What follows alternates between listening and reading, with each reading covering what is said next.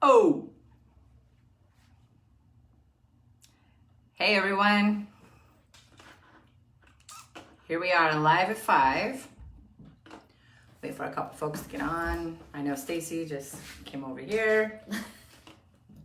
All right. So we want to apologize. Thank you so much. We know we usually do this on Wednesdays at 5, but yesterday we had an unexpected death in our family, and it was our cat. So I don't want you to think it was, a person, but he was a person. He was kind of a person like cat. He's a very big part of our lives. Stacy had him for 15 years, and our kids they don't really know life without Willie. So Willie the cat, he will be missed. So today we're just gonna go ahead and get right into business and try to distract ourselves. So help us out if you have any jokes. And we would really appreciate it. What's up, Steve? Hey, Steve. So yeah, normally I know we're really bubbly and bouncy, and I'm gonna try and get into that. I even started to eat some of this hot shrimp spicy top ramen, right? To try and wake myself up, and all it did was burn the shit out of my mouth. So I had to set that down. The good news is I'm, salivating and alive. So got it going on. We're back. Cool, we are back. Cool, so let's go ahead and get started. We have quite a bit to cover. I know we have some new members, so I wanted to start off with just overall recognition for our group. It has grown over 7 months.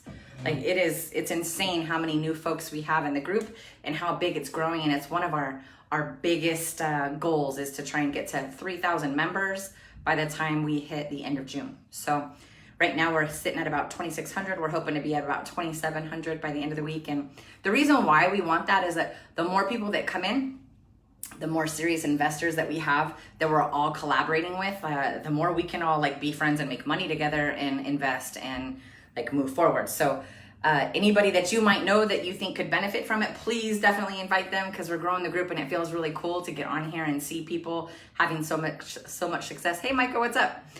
And Marlene. Hey, Marlene. So your son's not missing. Your son's not missing. He's visiting. I was like, your son is missing. I didn't see that part. So I was like, what are you talking about?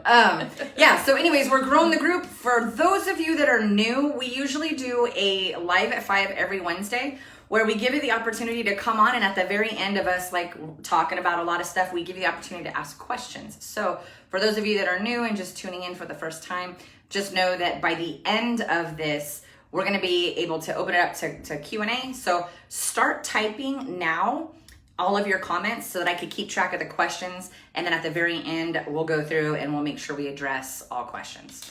Holy cow, I was worried. Steve, my son is missing. That's Marlene, that's like you and me texting yesterday about the blonde joke, when really what you said was what I meant to say was the blind joke and not the blonde joke. Anyway, I was like, so yeah, typos. Making jokes about yourself. What do we do? What are you gonna do? All right, and I saw that Bobby is here and said hello too, and hey Bobby, and hey Tim. Yes. Oh, Tim Burt and Kimberly. It's so good to have you guys all here. Yeah. Cool. You want to get us started? Kick us off. You got recognition, Bobby? Did Bobby? Yeah, actually. So it's funny because one of the questions that I know we're going to be addressing, Bobby D'Alessio was one of our, when we very first launched our mastermind, before we even knew what the heck that even meant or what it was gonna be. There was Bobby, Steve, and Z. So I call those three our OG. Our OG three, and Steve is someone you hear about a lot because he's been so active and he's amazing, just such an amazing part of our community. And now he's joined the apartment accelerator. So that's amazing. Well, Bobby is one of our original three also, and Bobby is in the process of doing, I don't know if it's 16 units now or if he took it down to 12. And so maybe Bobby, you could let us know in the comments. But when his mastermind time was done, he was in the process of working on this 16 unit portfolio. And he had sent in a question this morning saying, hey, could you address this on the live at 5? I asked him to put it in the comments and just in case I forgot. But Z, see, there's our other OG. There you are, girl. Right there. Where you been? Where you been? Let's go. Actually, Z and I were talking over Messenger earlier today. Okay. So I'm going to, now that I remember, Bobby, I just wasn't sure that early in the day whether I was going to remember all that. But I'm going to read you guys the question that Bobby has. It's a little bit more advanced, but I think it really opens up for a lot of good dialogue. So so it's 12 units. Okay, so you dropped to the 4 unit. Did you end up wholesaling it? duplexes. I'm sitting here, I'm like all waiting. Okay, well, I'll read you guys and you can let me know. What happened with the other 4 unit? I'm just curious. Okay, so this is what Bobby had asked. I'm in the process of closing on that small portfolio, and we have an addendum for $45,000 in place of repairs. First of all, hell yes! Yeah, did that come out of due diligence? Of course it did. Why am I even asking? That's amazing, and I am exceptionally excited. Except I just scrolled down too much. And I'm calling you, Bobby. I don't mean to. Sorry. Just ignore that call. Okay. He said, I read that conventional loans may be held up because they require these fixes to be completed prior to closing. The addendum reads, in lieu of repairs, seller will credit the buyer, buyer's contractors, or buyer's property manager a total of $45,000 at closing. Buyer agrees to accept properties in current as-is condition. And so then Bobby was saying, I don't want my property manager to hold the money because I don't know them. Agreed. And I definitely don't want to pay a contractor up front because they won't be incentivized to complete the job. Also agreed. I just want to make sure that I get the money and that the deal still goes through. Any help would be amazing. I look forward to watching. Okay, so a couple of things. Here's what I would advise you to do, Bobby. First of all, it would be how. So if you can put it in the comments, since I have to have a little bit of back and forth, some questions for you. Are you dealing directly with a lender for all the properties separately, or is it a portfolio loan? And I feel like I should know that, but I just don't remember what that situation was. So is it a single loan, or is it 6 different loans for the different duplexes? Also, are you dealing with a mortgage broker or with the bank directly? So, and I'll explain where these questions are coming from. You want to find out before you get much further how they're going to view it. So I agree, you don't want the money to go to the property manager, and you don't want the money to go to the contractor. There's some creative ways. Oh wait, hold on a second. Just an update, the realtor has proposed the seller writes me a cashier's check at closing. That would be ideal, frankly. That would be the best way to go. It's one lender with 6 loans, mortgage broker. Okay.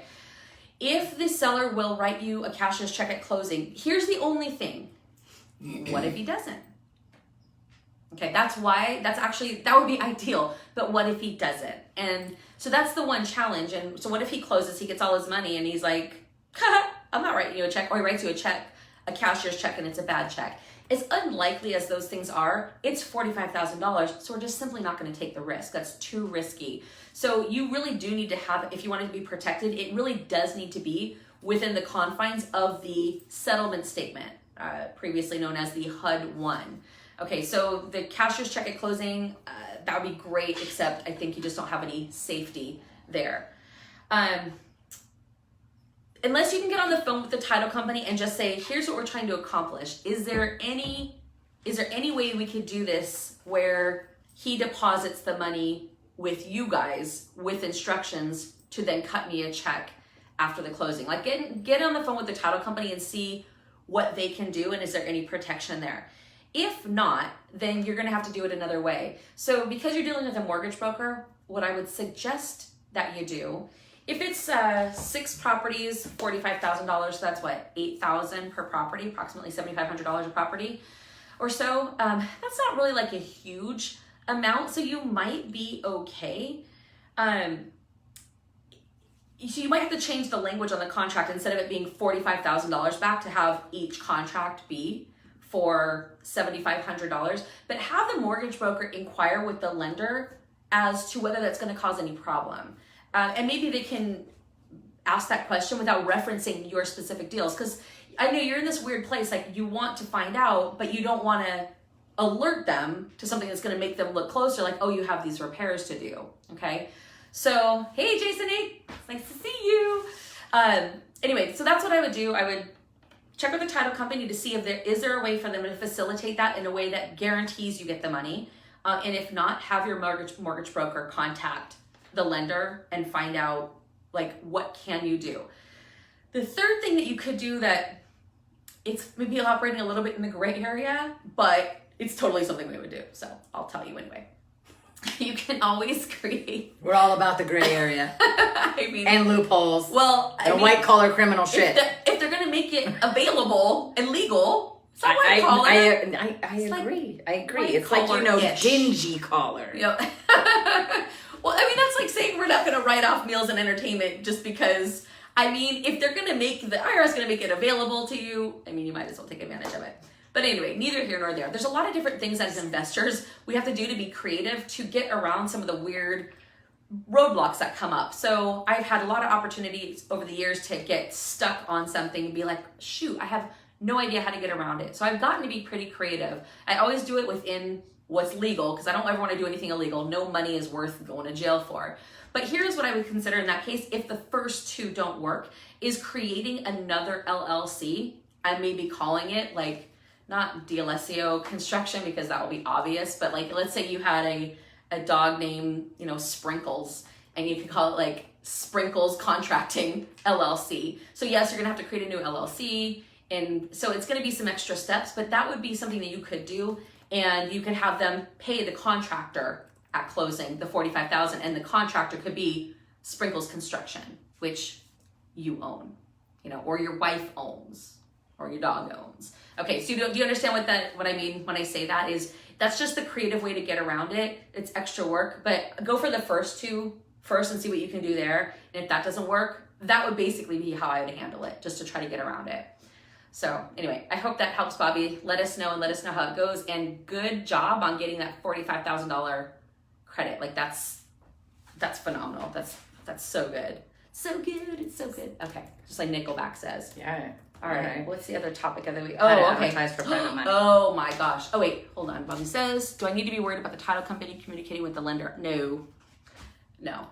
That would be the only time the title company and the lender are communicating if it's a matter of, hey, I need the lender title policy to say this specific verbiage, or the lender or the title company saying this is how much money needs to be sent in. Here's our wire instructions. Now, they shouldn't be talking about the specifics of the deal. That would be unusual. But either way, get the information ahead of time so that you can be best prepared. And also, I would be comfortable being completely open and communicative with your mortgage broker. Your mortgage broker just wants you to close, right? So that they're going to help facilitate that in whatever way they can. So my experience with all lenders I've worked with is there's very minimal communication, and it's usually over email. They're not like, what do you think about this $45,000 thing? I don't know. Do you think we should? It's not like that. They're just, I don't mean this in a bad way, but just they're pushing paper. They're pushing paper. They're just making sure all the numbers match. So talk to the title company to see if there's a way that they could facilitate it without it being on the HUD-1 carefully. So if not, then mortgage broker, have them call the lender and find out.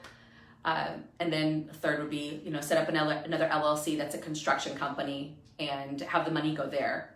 And then you could release it to you as you do the repairs. All right. All right. So other one that came up yesterday in our mastermind, which is just such a fun conversation, was the whole question about how to advertise for private money, right? So Bill, who's originally started off on our wholesale course and then ended up coming into our mastermind, he's in the process of both wholesaling and also, purchasing their first cash flow property. And so he's in the process of, getting out there and networking to raise funds.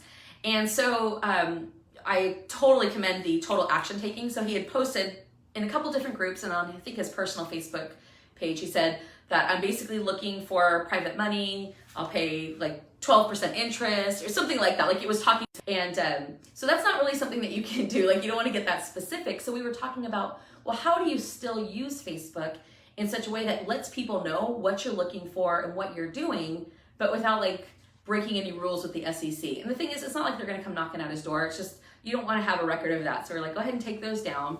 But here's some of the things that I told him that I will share with you as well. So especially when you're new to investing and you don't have a history of it, it's not like anybody around you realizes that you're doing it, right? As far as they know, like with Bill, he's a crane operator and his wife's a broker in real estate and does title and like everything in real estate. But neither of them are known as real estate investors right now because that's not what they currently do, except they've made the decision to transition into that. So what I told him is like, look, you want to start having your personal profile reflect who you are now. And yeah, you might still work a day job, as most people do, as they're making the transition into real estate. That's 100% fine. And don't stop posting other stuff, but start being intentional about posting the things that you're doing. For example, Bill made 3 offers a couple of days ago. I'm like, so like you could do that on your personal page. Hey, I just made 3 offers in, whatever, I can't remember which market, it's like maybe Tampa. I made 3 offers in X market, USA, super excited to start getting cash flow properties. And just leave it like that. Like you're not even asking, it's no call to action. It's almost like you're just starting to seed your personal page so that if someone went and looked at it, they'd be like, oh, well, what exactly are you up to? And this conversation kind of ended up coming because so we have Kimberly. Many of you guys know Kimberly at this point because she's in the 1031 exchange, and she's our in-house apartment coach, right? Oh, hey, Kimberly. So she's like, for the last 12 years, her entire focus has been just on multifamily, like apartments. And so she was on our mastermind yesterday and just, as a guest and sharing some of her knowledge. And one of the things that she brought up to everyone is like, look, for, years I've had this friend and I've never approached her about investing with me. It just, that wasn't the nature of our relationship. But out of nowhere, she just said, hey, I've got some money to invest. Like, can I find out like what you got going on? And I'm paraphrasing, but the whole point of that was because her friend knew what she did, and even though she never approached her about it, when the friend was interested in learning more, or hey, maybe I could invest some money with you, she knew Kimberly did that, and so she went to her and asked some questions. So when you're just getting started, if you can start seeding your personal profile, like every few posts with, hey, I made a couple of offers. Hey, I'm evaluating a new market. Another thing I told Bill was take a picture of one of the properties that you made an offer on and do like a post with a picture and just say, oh man, I hope I get this beauty. You can do anything like that. And it's really a form of advertising if you think about it, but it doesn't look like it. It looks like you're just talking about your story, like what's going on, and you're just excited about it. Enthusiasm sells, like people like enthusiasm. So be excited about what you're doing and the adventure that you're on and the journey you're on. And as the people around you who might be interested in real estate start seeing that, they'll start reaching out to you. The other thing, when you're starting to network for private money, obviously if you can do it in person, that's great. But with COVID, no one's doing that right now. So everything is going to be done through like social media and virtual. The other thing that you can do is start going into other Facebook groups and posting there. Same thing. Hey, super excited. I just made 3 offers today, and post a picture. And you can do that and just go to different groups and post that. And as people are starting to interact with you, you can connect with them and start building a relationship with them. And if it's someone who they're really interested in real estate, but they're not really taking the time to learn it the way that you are, if you're like investing in your knowledge and your education and your knowledge level is just starting to go sky high, and other people are interested, but they don't know enough to actually do it themselves, you're the perfect conduit for them. If you're trying to raise private money, they've got funds, but they don't have the knowledge. You've got the knowledge, but you don't have the funds yet. The blending of those two people and those two resources is like the ideal situation. It's literally how I started in 2003. I didn't have my own funds. It's like an episode of The Dating Game. It is like an episode of The Dating Game. Anyway, so that's just something I wanted to share with you because I was like, that's a really simple way. And it doesn't feel salesy, because a couple people on the call, the mastermind call, were like, I just don't want to feel like salesy or like I'm selling anything. Look, you're not selling anything. All you're doing is letting people know that this is who I am and this is what I'm doing. And if they're interested in that, they're going to reach out to you. But you have to be purposeful in what you're posting. The other thing that came up is, what if you have a job or something else where you don't want people to know? Whoa. That's not on the list. Well, no, this is part of this. Yeah. So I mean, if you have a job, let's say you don't want to be putting on your personal profile that, oh, I'm investing in real estate, or because maybe you're like Tosh and A, and you're totally listening to the classes and audiobooks while you're at work. I mean, if they're going to make it available, what are you going to do, right? So if you don't want your employer to realize or to know that you have this side gig going on, if for whatever reason it's just not ideal, then you can still take advantage of it. You can do one of two things. You can either create a second Facebook page. I know you're technically not supposed to do that, so you have to change your name slightly, or use your first and middle name. Like my page could be Stacy Rose instead of Stacy Rose Conkey. If I was trying to create a different kind of profile, I could do that. The other thing you could do is you could create a business page. and you could do those postings there. It's a little bit easier when you use your personal profile because people connect with people, but the page is a great alternative if you can't do that, or setting up a separate profile and having that profile really be for the purpose of you networking and building relationships. So Kimberly talked a lot about the whole building relationships thing as a way to basically fund your deals yesterday. And it doesn't happen overnight. You have to be like methodical about it and don't rush it. Like just keep being consistent. It's just the hardest in the beginning to get the money because everything is new. Everything feels new. But eventually over time, like it just shows up and money becomes like the least of your worries, but you got to put in the time now. So anyway, just wanted to share that with you guys because that was probably one of my favorite things that we talked about yesterday. And it's just so easy to do. Just take a picture of the property you're making an offer on and just talk about the fact you made offers, but do it a couple days a week. And also people will end up holding you accountable. Like, well, what'd you do this week? And you'll be like, oh, dang, I got to be able to report something. I better go do something. Right? Anyway, I don't want that's all I don't want to come up short. Nope. Not at all. Not at all. Cool. Did you want to talk about anything else, like the class that happened today? Sure. Yeah. Before I take over. Yeah, I was gonna say I think you're about to take over. Okay. So earlier today, we had actually a lot of people RSVP for it, but not a lot of people actually signed into the Zoom. So I just want to make sure everyone knows we did a I don't know if it was really a master class, but a free training today with Aaliyah Ott and Terry Garner on self-storage. The title of the class was recession-resistant investing. But the majority of the class was about self-storage units and, why they're, like, where the opportunity is, how to find them, where the value add opportunity is. Just like with apartments, self-storage has value add too. So anyway, we had that class today. And if you weren't able to make it, but you still want to be able to watch it, it's probably about an hour or so.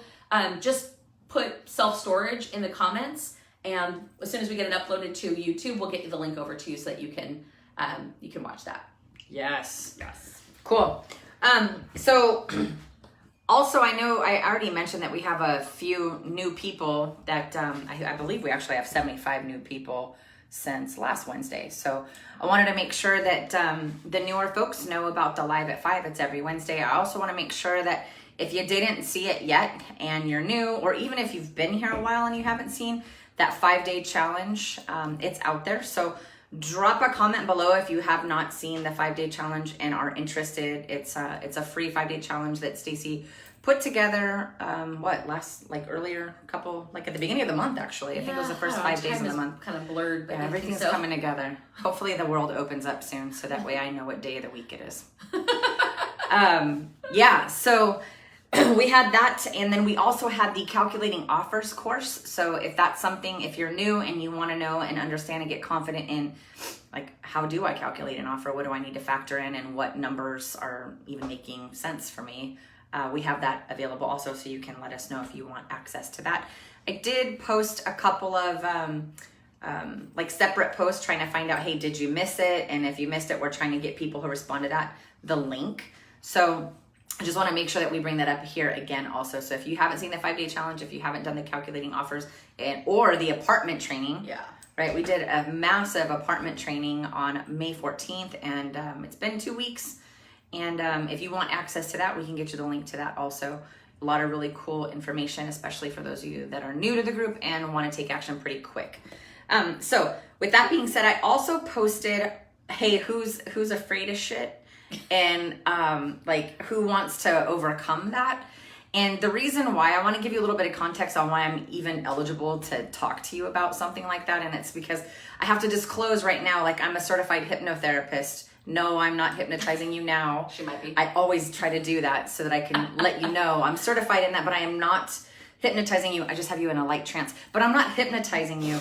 And what I want to do is I want to get anybody and everybody who's afraid to get uncomfortable and actually dive in. I want to get you to identify what it is that's holding you back. And I have a really cool skill that I got certified in on how to kind of like rewire your beliefs. So in the industry where I was trained, it's called a self-limiting belief. And a lot of people are like, what the F does that even mean? But I want to give you a little bit of context. And what it is like what you are born and raised in the years 0 through 5. The community that raises you, your parents, your grandparents, your aunts, your uncles, your brothers and sisters, the kids at school that torment you, like everything that happens to you from the age of 0 through 5, it kind of wires you hard. There's a hard wiring that happens. That's why a lot of people say, oh man, you're fucked by the time you're 5. Because, you're raised to believe the same shit the grown-ups around you believe. And sometimes they don't believe the best shit for you. So, and what happens is what you believe is what you come to value. And whatever you value is where you spend your time. And therefore it drives your behavior. And that behavior is basically in the form of decisions. So you might make decisions that aren't really serving you and helping you because of a fear that might not even be true. So on Monday, I'm going to do a group Zoom call with anybody and everybody that's interested and has registered. Marlene, I believe Marlene Basta was the first one to say yes.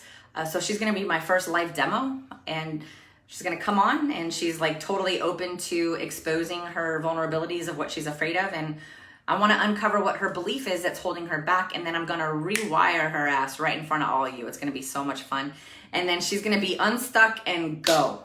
So anybody that wants to go into that Warrior Mindset Monday call, like go look for it right now. It's in the events tab. Come spend some time with me. If it goes well, I kind of want to go through and do it once a month and just have people come on and we can just have some fun. Darlene, yes, it's at 4 p.m. Pacific time on Monday. All you got to do is go to that event and just say, I'm going. Register. I think there's a Zoom link there that you can register to come on. We're going to do it on Zoom, just, so that we can be a little bit more intimate and ask questions and interact. On a live like this, I can't really see your face. I can't read you. And I want to make it a little bit more personal. So get on there on that event tab and it'll be fun. I'm telling you, I've done this before and people just go, what the hell did you just do? But I do some stuff called quantum linguistics. I do some mapping across and rewire your belief system into what you want to believe. And we make it something that's actually realistic. And if you believed it, you'll actually freaking achieve it. So don't miss out on that. I have room. I'll probably be able to rewire at least 3 people. So far, I got to go back and look at the order in which people already registered. But I want to try to do it once a month and really just pop people out of inaction. Because the cost of inaction, it sucks and it hurts. And I don't want to see anybody stuck. So it's something that I intend to just kind of do for free. It's just value added for you. And I don't know. Like as soon as it happened for me and I was no longer afraid, possibilities were just endless. So make sure you get to that. It's going to be Monday, June 1st at 4 p.m. Pacific time. It is in the events, I believe. I already invited 12 of you that commented on it. I'm probably going to have to close it down at some point, probably around the 45 mark. But go ahead and get in there. The first 3, I'm going to go ahead and make you a live example. I mean, not an example. It's not like it's a sacrifice, but I mean, if you're willing to, we'll have some fun. The next thing I want to talk about is I've had some folks that have reached out. You've seen a lot of posts where people are joining the apartment acquisition mastermind, and a lot of people are like, what's going on? How can I get into, buy and hold or multifamily investing when I don't have a lot of capital? And a lot of the strategy sessions that I've been holding with people that reached out to me from that apartment training, I've been kind of directing people into, if you don't have the capital to invest, wholesaling. Wholesaling is the best strategy. I had to use it to get capital to get started. And when you do wholesaling and you develop, everybody knows, and if you don't, most of you do, but if you don't, if you're new, Stacy and I kind of do shit different. And that includes wholesaling. Our system, that what we teach, it doesn't have you driving for dollars, door knocking, or skip tracing, or hiring some VA to go through some list. It's none of that. It's literally where you develop a predictable, consistent process where deals are flowing to you versus you hunting for them. And that's, it's life altering when that's happening. And it's all based on, relationships and organic outreach and how you develop that. There's a strategy to it. It's more of an art than a science, honestly. But once you have that predictable system, you can infuse your business with cash by closing on 2 to 3 deals a month. And that's literally where it could be a game changer for you. So if you're interested about the wholesaling, like drop wholesaling right here, and then I'll get you the link to one of the classes where it kind of gives you an overview on what that looks like. So yeah, I just wanted to make sure that I shared that with people. A lot of folks are like, I don't really have that much money right now to invest in a property, don't have a lot of capital, don't have a HELOC, don't have a 401k, you know, I barely got paid, like how do I do it? Well, wholesaling is the way that you don't need money, you don't need credit. Like you literally need minimal funds, and you find a seller and you find a buyer and you kind of like marry them together and you get a check cut. And I know that that sounds overly simplistic, but that is the high level view of, you know, how it works. So for those of you that want to infuse some cash, let me know. We have that opportunity for you to join our Wholesale Warriors group, and we could talk about that too. The last thing that I don't even remember what I wanted to talk about on the very last item. I think it's going to have to come back to me. Apartment acquisition mastermind. Did you already talk about that? No, I didn't. Thank you. The apartment, so the apartment acquisition mastermind, I went right into the people that didn't have the money. For those of you that did have the money that are in the mastermind or want to join it, so ultimately what it is we have a 12-month mastermind that you get a one-on-one, you literally get 3 coaches though, to be completely transparent. You get Stacy, you get Kimberly, and you get me. But the cool thing is that for those of you that have joined or want to join, on June 11th, we are launching a 90-day accelerator. And what that means is for 12 straight weeks, you're going to be like hand walked through this training on how to launch and invest in apartments like right now. Kimberly's our expert on funding. She's our expert on apartments. And she's been doing it for like 12 years, training people on how to do it for 3 to 5 years. Stacy's been doing real estate, like every real estate transaction you could think of, for about 17 years. And then you have me over here, your, mindset ninja person that will get you to take action even when you're afraid, but you do it anyway. But anyways, the gist of it is this. It's a 12-month program. You have access to all 3 coaches. You get a monthly call with your elite coach. You also get a weekly call every Thursday during that 90-day accelerator with Kimberly and Stacy. And then the entire 12-month program, we have a weekly call where everybody gets on. So there's a lot of support in this program. And a lot of people have been asking, when does the accelerator start? The accelerator starts June 11th. We have an official date. So for those of you that are already enrolled, you'll see that. You'll get the information about June 11th start date. That's the first day that we're going to start those calls, and really just boom, for 90 days. It's like walking you through the A to Z format. Learn a concept, go implement. Learn a concept, go implement. By the end of that 90 days, you should be ready to rock and roll with your one-on-one support from Kimberly and the weekly support from Stacy, just going through and nailing it. Really just, I think our niche is probably like 20 to 50 units. So if 20 to 50 units sounds good to you and you want to get going, like reach out if you haven't already. I think that's about it. What I want to do is I want to get to questions really quick. All right. Did I miss any more? I don't think so. I was just kind of watching as the questions came. I don't think. All right, I see Jason say wholesale. Darlene is asking the wholesale boot camp, what does it cost? The wholesale course is $997. It can be consumed within 6 weeks, and we've had people 10x that. In the past, you can get anywhere, if you're getting a wholesale fee, I want to call it a finder's fee, but it's not really a finder's fee.